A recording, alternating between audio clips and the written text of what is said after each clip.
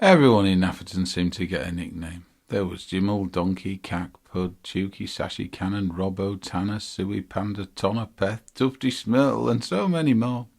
Some days I'd just rock up to the park. It was a hit-and-miss affair if anyone else was there. Tankman was often there alone. He lived near the park with his mum. I'm sure she would encourage him out of the house as often as a single mother to a son would do. Back in 1976, it was a long, dry, hot summer. Standpipes were in use at the close. The Nafferton pond, or mere as it was called, was low. I would have been wearing shorts, an orange Adidas t-shirt, Jesus sandals, and a long bowl haircut as my mum always did my hair. I loved to go on the swing at the park. There we would spit. We often engaged in flagging contests. Great globs of green gauze drawn out of our lung cavities, blown out through rolled-up tongues at force. I'd merrily hum the music to the film 633 Squadron, drop my bombs and jump off. I guess I was different, but happy enough in my comfort bubble. The Second World War had been a significant factor to our parents. You didn't have to scratch the surface before you found some long-lasting impact or story. The signs could be simple stuff like my dad cramming chocolate into his mouth and gobbling it down in one gulp. He always claimed it was due to the deprivation of rationing. His matchbox collection was perhaps a habit due to precious items being in short supply, or the hoarding of everything from empty wine bottles in the shed to every official document he was sent. Subsequently, my generation were cross-pollinated by the nostalgia of events only a few decades previous. I certainly mistrusted anyone driving a German car.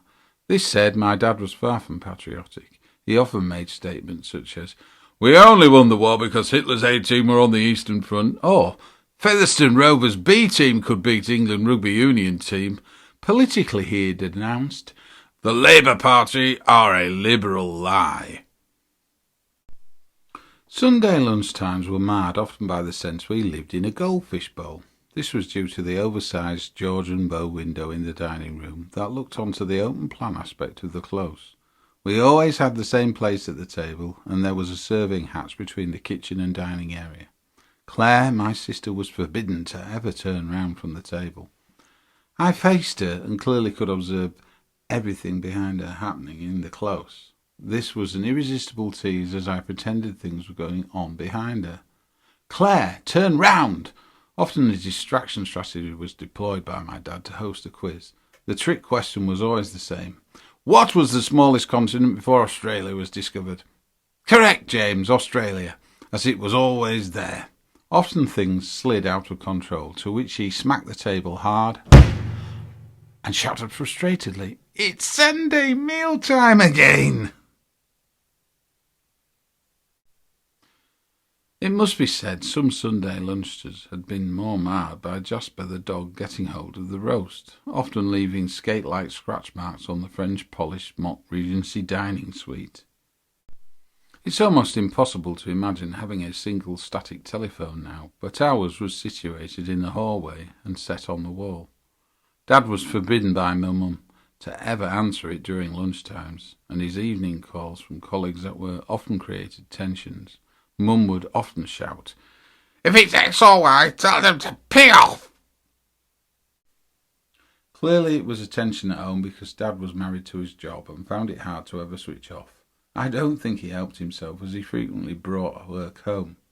At 9 p.m. on Sunday evenings, having slept off the self-medication gulped at lunchtime, he sat and worked through an in-tray of memos, letters, correspondences and minutes from meetings.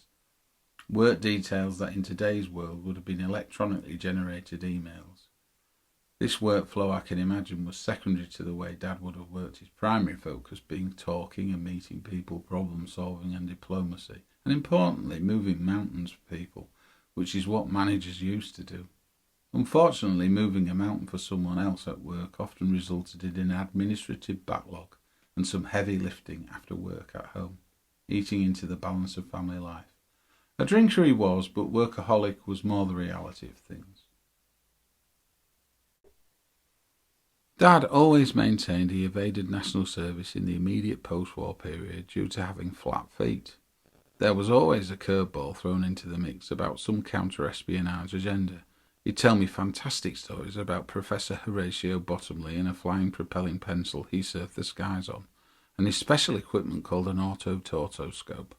He lived in a place called the Eyeball Castle on the island of Sing Sing.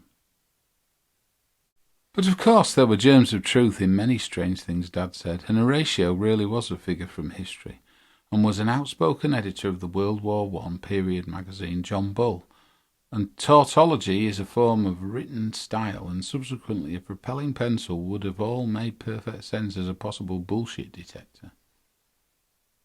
Looking back, I realise it was true that most things he came out with were beyond the understanding of most people, and clearly it would take a lifetime to unpick Dad's life. The reality was that my dad had been visited by MI6 during his initial postgraduate days from London School of Economics and interviewed about associations he had made with communist, subversive characters he'd known in London. Being a founder member of the Socialist Worker Party while living in London as a student, he had taken in McCarthyite expulsions from the United States and helped them get housed and integrated. This had included the young actor Sam Wanamaker. According to a close old friend, I have since found out that my dad swiftly reinvented himself, disassociated himself from certain people, and conformed because he was petrified by the visit from MI6. Thus commenced his own covert struggle to hide from the past. He always told me, "Hide the evidence, James."